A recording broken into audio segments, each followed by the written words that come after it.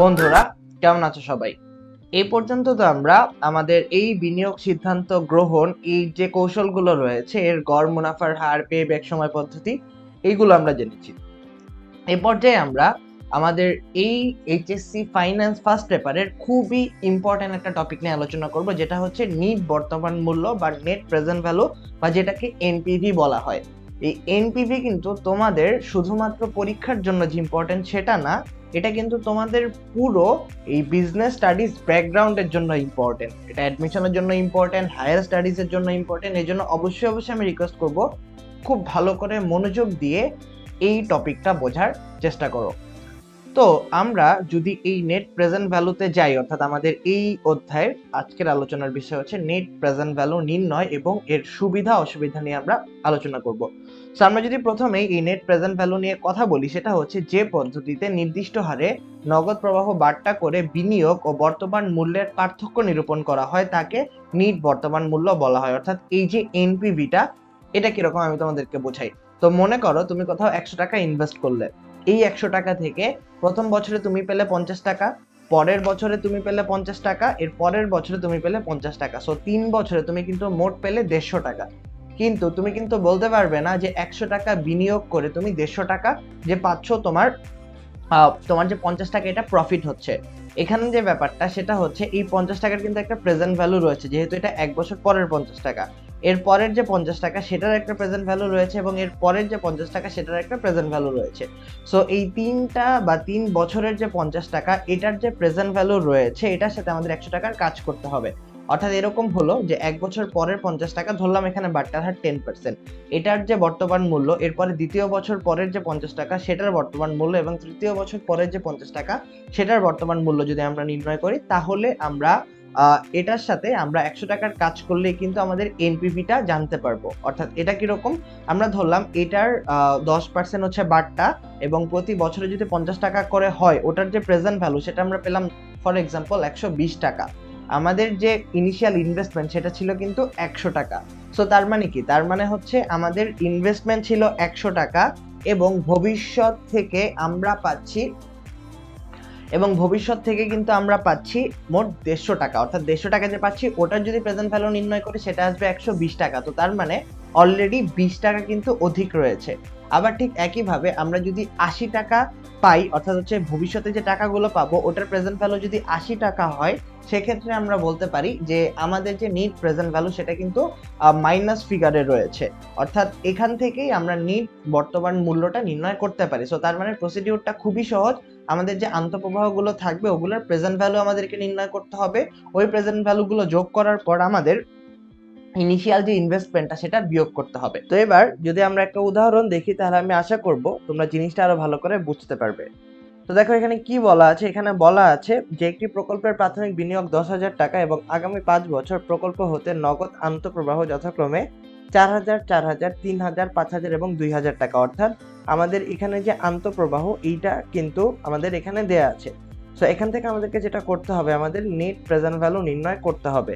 So এইটার জন্য আমাদের এই যে প্রথম বছর শেষে আমরা দেখতে পাচ্ছি 4,000 টাকা এবং বাট্টার হার দেওয়া আছে 10%, এইটার আমরা প্রেজেন্ট ভ্যালু নির্ণয় করব।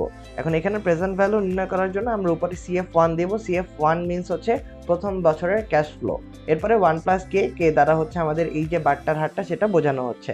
সো তার মানে এখানে আসবে 0.10 বা 0.1, তারপর হচ্ছে 4,000 ভাগ, যেটা অ্যান্সার দিতে হবে। এরপরে আসে আমাদের পরবর্তী বছরেও কিন্তু 4,000ই ছিল, অর্থাৎ দ্বিতীয় বছরে যদি 4,000 হয় তাহলে আমরা এটা পেলাম। এরপরে তৃতীয় বছরে আমাদের 3,000, সো 3,000 এটা হচ্ছে যেহেতু তৃতীয় বছরের জন্য টু দি পাওয়ার 3 হবে। এরপরে আসে 5,000 এবং সবশেষে আসে 2,000। তো এইখানে যদি আমরা ক্যালকুলেশন করি তাহলে আমরা যে টাকাটা পাবো সেটা হচ্ছে 13,853। তো এখন কথা আসে যে তাহলে আমরা মাইনাস 10,000 কেন করব? এর কারণ হচ্ছে যেহেতু আমাদেরকে এনপিভি বের করতে হবে, আমাদের প্রাথমিক বিয়োগটা মাইনাস করতে হবে। CF0 মানে হচ্ছে 0 বছরের ক্যাশ ফ্লো। সো 0 বছর মানে হচ্ছে যখন ইনভেস্ট করা হচ্ছে।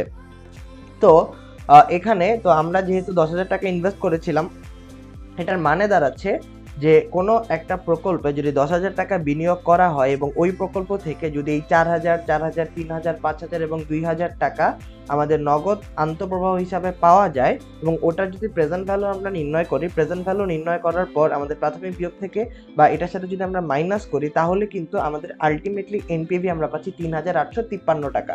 অর্থাৎ এই প্রকল্পটা কিন্তু অলরেডি আমার যত টাকা ইনভেস্ট করেছিল তার থেকে বেশি মূল্য বহন করছে। সো তার মানে এই প্রকল্পটা কিন্তু তুলনামূলক লাভজনক হবে। অর্থাৎ এনপিভি যদি ধনাত্মক হয় সেক্ষেত্রে কিন্তু প্রকল্পটা লাভজনক হিসেবে বিবেচিত হয়ে থাকে, কারণ যে টাকা ইনভেস্ট করা হচ্ছে ওটার প্রেজেন্ট ভ্যালু ওই টাকার থেকে বেশি, এ কারণে।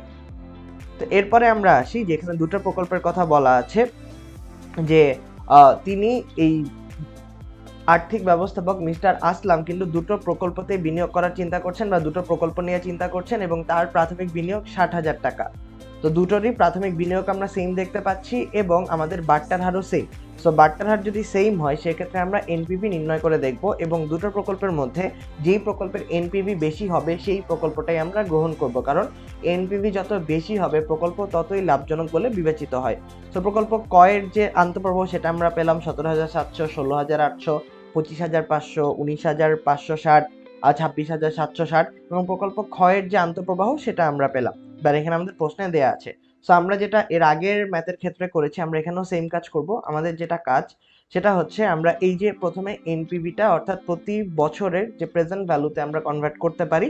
সো এখানে কনভার্ট করার পর তারপর যে আমাদের প্রাথমিক যে বিনিয়োগ ছিল সেটা আমরা মাইনাস করব।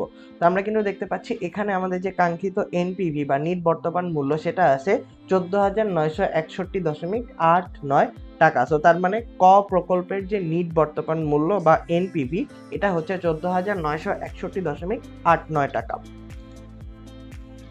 এরপর আমরা আসি খ প্রকল্পটির নিট বর্তমান মূল্য। সো খ প্রকল্পের নিট বর্তমান মূল্য কিন্তু আমাদের প্রশ্নেই দেয়া ছিল আমাদের আন্তঃপ্রবাহগুলো। আমাদেরকে জাস্ট যেটা করতে হবে এই খ প্রকল্পের যে আন্তঃপ্রবাহগুলো এগুলোর প্রেজেন্ট ভ্যালু নির্ণয় করতে হবে।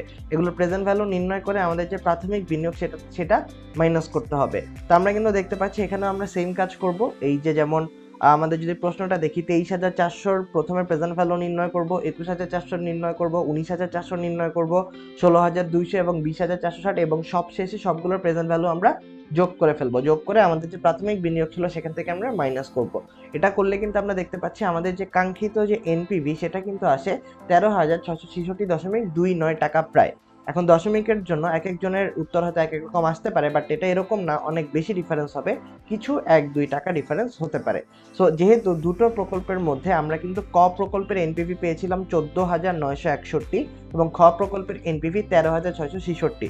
সো সুতরাং দুটো থেকে আমরা যদি বিশ্লেষণ করি সেখান থেকে আমরা বলতে পারি ক প্রকল্পের নিট বর্তমান মূল্য খ প্রকল্পের চেয়ে বেশি, সুতরাং এবিসি কোম্পানি ক প্রকল্পটি গ্রহণ করতে পারে। সো তার মানে যেহেতু দুটো প্রকল্পের মধ্যে ক প্রকল্পের এনপিভি বেশি তার মানে এই আমাদের এবিসি কোম্পানির উচিত যে ক প্রকল্পটা গ্রহণ করা।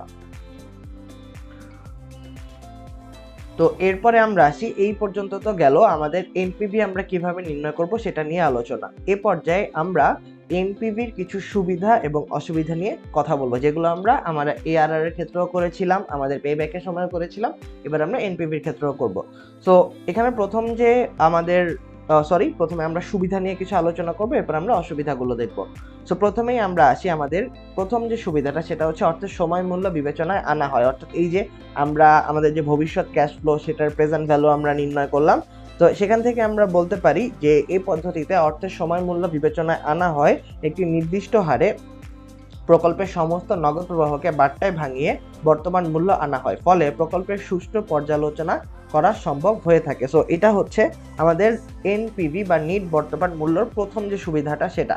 এরপর আসে এই পদ্ধতিতে প্রকল্পের আয়ুষ্কালের সমস্ত নগদ প্রবাহ বিবেচনা করা হয়, ফলে লাভজনক প্রকল্প বাদ যাবার কোনো সম্ভাবনা থাকে না, ফলে প্রকল্প যথাযথ মূল্যায়ন করা সম্ভব হয়। অর্থাৎ পেব্যাক সময়ের সময় হয়তো দেখা যায় যে যতদিনে টাকা ফেরত আসছে এর পরের যে আমাদের যে আন্তঃপ্রবাহগুলো এগুলো কিন্তু হয়তো বা আর মেজার করা হয় না, বাট এক্ষেত্রে কিন্তু আমাদের আয়ুষ্কালের সমস্ত নগদ প্রবাহ কিন্তু বিবেচনা করেই আমরা ডিসিশন বা মূল্যায়ন করেছিলাম। সো এটাই হচ্ছে আমাদের এনপিভির ক্ষেত্রে অন্যতম আরো একটি সুবিধা। এরপর আসে এই পদ্ধতিতে প্রকল্পের ভগ্নাবশেষ মূল্যের ফলে প্রতিষ্ঠানে যে নগদ প্রবাহ ঘটে তাও বিবেচনায় আনা হয়। তাছাড়া প্রকল্পের আয়ুষ্কালে যে চলতি মূলধনের প্রয়োজন তাও এই পদ্ধতিতে বিবেচনা করা হয়। এবং এরপরে আসে যদি কখনো বাট্টার হার পরিবর্তন করা হয় তবুও এই পদ্ধতিতে ঠিক সিদ্ধান্তে উপনীত হওয়া যাবে, ফলে বিনিয়োগ বা সিদ্ধান্ত যথাযথ হয়ে থাকে। এরপর আসে এই পদ্ধতিতে সহজেই প্রকল্প নির্বাচন করা যায়। পরস্পর বর্ধনশীল প্রকল্পের ক্ষেত্রে এই পদ্ধতি খুবই সহায়ক ভূমিকা পালন করে থাকে। তো এই পর্যন্ত তো গেল আমাদের এনপিভির সুবিধা। এবার আমরা এনপিভির কিছু অসুবিধা সম্পর্কে জানবো, অর্থাৎ যেখানে সুবিধা থাকে সেখানে কিন্তু অসুবিধাও কিছু বিদ্যমান। প্রথমেই আসে এই পদ্ধতিতে বিনিয়োগ সিদ্ধান্ত গ্রহণ করা কিছুটা জটিল ও সময় সাপেক্ষ ব্যাপার, এটি বোঝাও কিছুটা কঠিন। এরপরে আসে মূলধন ব্যয় পরিমাপের অসুবিধা, এবং এরপরে আসে এই পদ্ধতিতে যদি প্রকল্পগুলোর আয়ুষ্কালে বিনিয়োগের পরিমাণ অসমান হয় তবে এটি সর্বক্ষেত্রে যথাযথ ফলাফল প্রদান করতে পারে না। এরপর আমরা আসি বিনিয়োগের পরিমাণ বিবেচনা করে না, এবং সবশেষে এই পদ্ধতিতে প্রকল্পের আয়ুষ্কাল বিবেচনায় আনা হয়। তাই দেখা যায় কম আয়ুষ্কালের প্রকল্পগুলোর বর্তমান মূল্য অনেক বেশি হয়, ফলে বিনিয়োগ সিদ্ধান্ত যথাযথ হবে না। তো এই পর্যন্ত ছিল মূলত আমাদের এনপিভি নিয়ে যে আলোচনা সমূহ সেগুলো। এরপর আমরা কথা বলি আমাদের এনপিভি নিয়ে। এতক্ষণ যে আমরা আলোচনা করলাম কিছু এক কথায় উত্তর, সেটা হচ্ছে নিট বর্তমান মূল্যে বিবেচিত হয় অর্থের সময় মূল্য।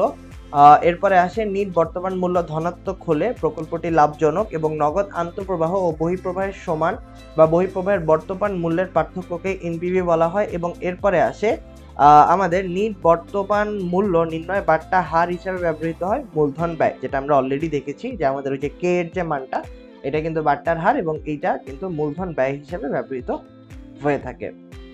এবার তোমাদের প্র্যাকটিসের জন্য কিছু এমসিকিউ রয়েছে, তোমরা চেষ্টা করো এই এমসিকিউ গুলো সঠিক উত্তর দিয়ে দিতে, তাহলে নিজেদের যে অবস্থাটা সেটাও যাচাই করতে পারবে এবং তোমাদের জন্য প্র্যাকটিসও কিন্তু হয়ে যাবে। সেখানে বলা আছে কোনটিতে অর্থের সময় মূল্য বিবেচনা করা হয়? গড় উপার্জন হার, পেব্যাক সময়, এনপিভি, গড় মুনাফার হার। তো একটু চিন্তা করে বলো এটা সঠিক উত্তর কি হবে। তো এখান থেকে কিন্তু আমরা বলতে পারি এটার যে সঠিক উত্তর সেটা কিন্তু হবে এনপিভি। এরপর আসে আমাদের নিট বর্তমান মূল্য কি হলে প্রকল্প লাভজনক হয়। সো আমরা কিন্তু জানি নিট বর্তমান মূল্য বা এনপিভি যদি পজিটিভ ফিগারে থাকে তাহলে প্রকল্পটা লাভজনক হিসেবে বিবেচিত হয়ে থাকে, অর্থাৎ এই প্রশ্নের সঠিক উত্তর হবে ধনাত্মক। এরপর আসে নগদ আন্তঃপ্রবাহ ও নগদ বহিঃপ্রবাহের বর্তমান মূল্যের পার্থক্যকে কি হিসাবে আখ্যায়িত করা হয়। আমরা কিন্তু জানি আমাদের নগদ আন্তঃপ্রবাহ ও নগদ বহিঃপ্রবাহের বর্তমান মূল্যের যে পার্থক্যটা সেটাকেই কিন্তু আমাদের এনপিভি হিসেবে আখ্যায়িত করা হয়ে থাকে, যেটা আমরা অলরেডি এতক্ষণ যে সলিউশন করলাম সেখান থেকে জেনেছি। সো বন্ধুরা, তোমাদের সবাইকে অসংখ্য ধন্যবাদ মনোযোগ দিয়ে পুরো ভিডিওটা দেখার জন্য। আশা করব যে তোমরা পরবর্তী ভিডিওগুলো খুব মনোযোগ দিয়ে দেখবে। তো পরবর্তী ভিডিও দেখার জন্য আমন্ত্রণ জানিয়ে এই ভিডিওটা আমরা এখানেই শেষ করছি।